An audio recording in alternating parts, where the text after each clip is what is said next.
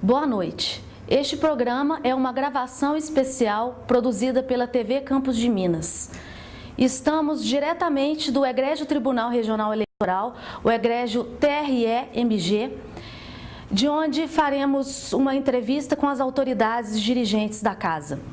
Agradeço a produção do programa pelo convite, bem como a advogada, apresentadora e colega doutora Leidiane Gouveia, por ceder o espaço a esta apresentadora. Agradeço também a assessoria de comunicação do TRE-MG, na pessoa do senhor Rogério Tavares. Minas Gerais é o segundo maior colégio eleitoral do Brasil e o TRE-MG é caracterizado pela excelência na produção das eleições, bem como constitui uma referência em suas atividades, muitas das quais pioneiras para o país e até para outros países. Sabemos que no dia 7 de outubro ocorrerá o primeiro turno das eleições municipais e, por isso, envidamos esforços, junto com a produção da TV Campos de Minas, para que os respeitáveis telespectadores de São João del Rei, Tiradentes, Santa Cruz de Minas, Resende Costa, São Tiago, Ritápolis, Coronel Xavier Chaves, Prados e outras localidades da região do Campo das Vertentes pudessem desfrutar da sabedoria e do conhecimento técnico-jurídico da cúpula do TRE-MG. Meu nome é Viviane Melo, sou analista judiciário do TRE-MG, lotada em São João del Rei, Minas Gerais, e apresento com muita satisfação as célebres autoridades componentes do TRE-MG. Excelentíssimo desembargador Antônio Carlos Cruvinel. Boa noite. Boa noite. Desembargador Cruvinel é o presidente do TRE-MG em exercício no biênio de 8 de fevereiro de 2012 a 8 de fevereiro de 2014. O vasto currículo revela que o desembargador é um cátedra do curso de Ciências Jurídicas e Sociais e que já foi até vereador em sua cidade natal, Sacramento, Minas Gerais, tendo exercido as atribuições de juiz eleitoral em todas as comarcas por onde passou, bem como a função de juiz de direito do Foro Eleitoral de Belo Horizonte. Excelentíssimo desembargador Vander Paulo Marota Moreira, vice-presidente e corregedor do TRE-MG, natural da cidade mineira de Dores do Turvo, já foi juiz do TRE-MG e é autor de diversas publicações jurídicas. E doutora Elizabeth Rezende Barra, natural do Rio de Janeiro, diretora-geral do TRE-MG e emérita professora em diversos cursos jurídicos. Uma boa noite a todos que nos assistem na TV Campos de Minas, a TV que passa você. Excelentíssimo desembargador Antônio Carlos Cruvinel, permita-me ler um depoimento do excelentíssimo ministro Carlos Aires Brito. As campanhas institucionais buscam uma maior depuração ética dos políticos e os apelos da Justiça Eleitoral ainda não foram capazes de eliminar o clientelismo, as práticas coronelistas da intimidação, a produção de dossiês, Caixa 2 e o excesso de esperteza das forças políticas mais retrógradas, fisiológicas e corruptas do país, em prejuízo da livre escolha do eleitor. Poderia Vossa Excelência interpretar esse tema e de que forma a Justiça Eleitoral tem a força de contribuir para o combate de práticas políticas execráveis, como as mencionadas, por favor? Bom, com referência à interpretação, deixa claro o ministro que não basta somente a Justiça Eleitoral para acabar com esse clientelismo, com o Caixa 2, com a compra de votos. Ele deixa bem claro que a Justiça Eleitoral ainda não se fez potente a ponto de eliminar estas mazelas do pleito eleitoral. Com referência ao que a Justiça Eleitoral pode fazer, é lógico que a Justiça Eleitoral, como toda justiça, só funciona provocada.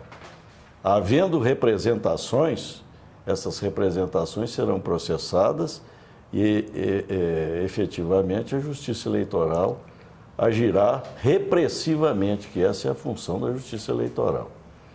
Nós tentamos, às vezes, preventivamente orientar, divulgar campanhas, estabelecer campanhas Mas, como o ministro disse, não tem sido suficiente e o quanto basta para acabar com essas mazelas dos pleitos eleitorais.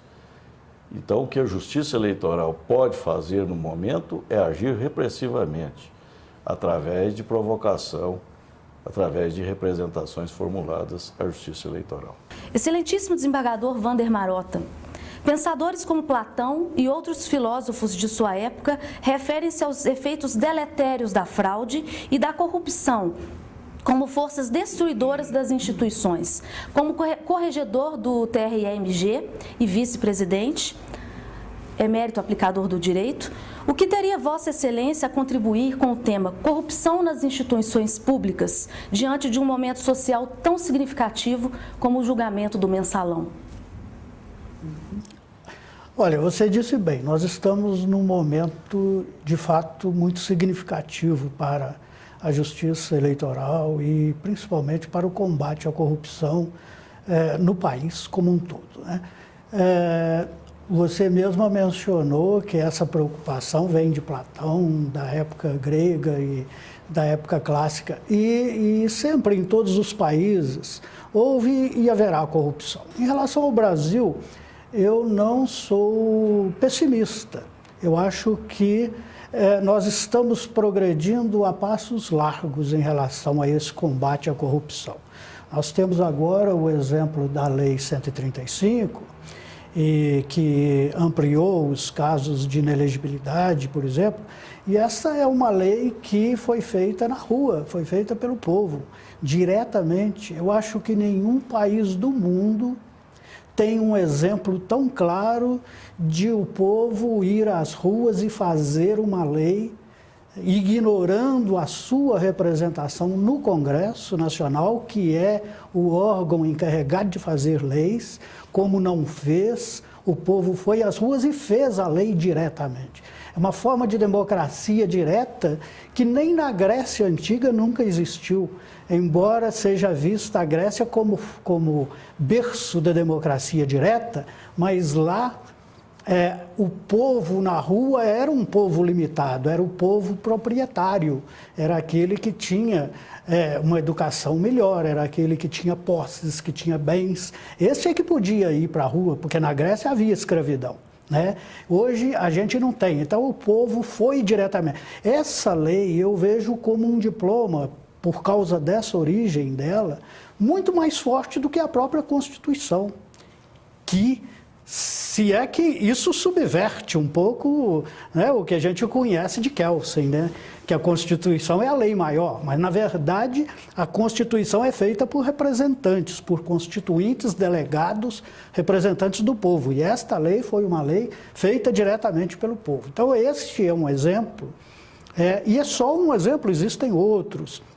Por exemplo, as questões da transparência, até com certo exagero em alguns casos, mas todos os órgãos públicos estão preocupados com essa gestão, digamos, mais pura, mais impessoal e mais eficiente dos órgãos públicos de um modo geral.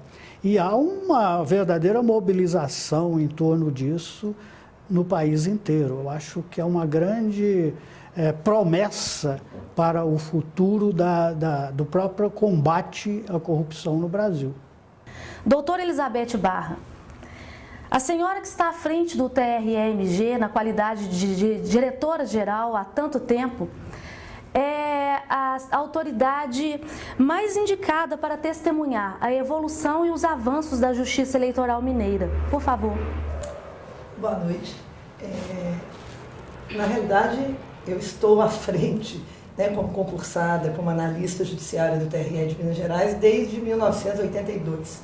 Então, são quase 31 anos a serviço da Justiça Eleitoral. E realmente, com muito orgulho, eu posso testemunhar o avanço que toda a Justiça Eleitoral, não só o TRE mineiro, mas a Justiça Eleitoral do Brasil teve. Quando aqui entrei, o título de eleitor era manual.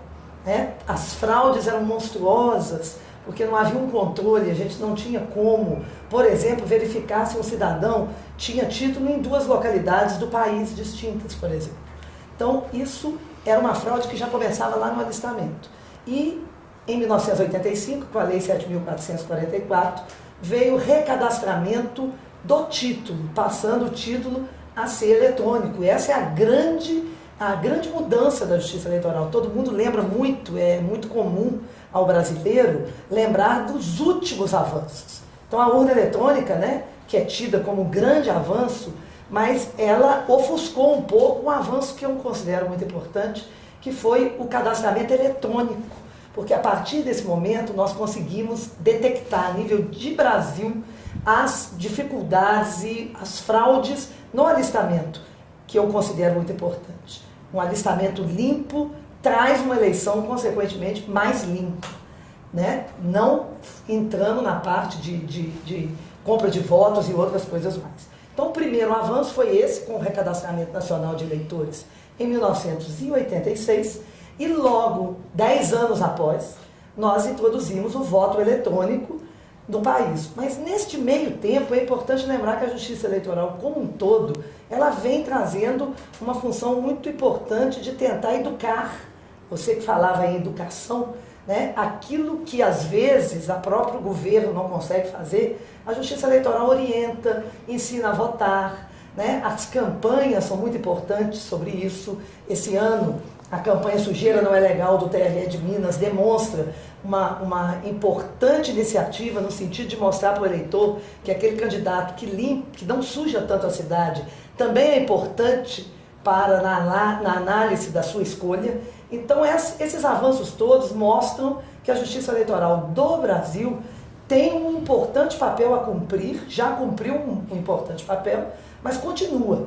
E as pesquisas de opiniões públicas deixam nossos funcionários muito orgulhosos, e eu tenho certeza que aqueles que também comandam lá, como os magistrados, os presidentes, os vice-presidentes, todos ficam muito orgulhosos a partir do momento que a população tem um apoio, dá um apoio de quase 90% de aprovação à Justiça Eleitoral do nosso país. Obrigada. A edição especial do programa Direito da Gente, Eleições 2012, direto do Tribunal, é chegada ao fim. Agradecemos a participação das ilustres autoridades do TRE-MG, que muito contribuíram para o engrandecimento do saber dos telespectadores. Agradecemos também a presidente do Conselho Curador da Fundação Cultural Campos de Minas, doutora Juliane Menezes, bem como a direção da TV Campos de Minas e a produção do programa Direito da Gente, pelo incentivo e pela contribuição de forma que esse programa fosse aqui realizado. Agradecemos também aos telespectadores, aos advogados e aos estudantes. Saudamos a todos aqueles que de forma direta ou indireta militam na Justiça Eleitoral, que é o cenário vivo do Estado Democrático de Direito. E parabenizamos a cada cidadão que é o receptor dos serviços da Justiça Eleitoral, pelos 80 anos de Justiça Eleitoral no Brasil. Uma boa noite a todos que nos assistem e até a próxima.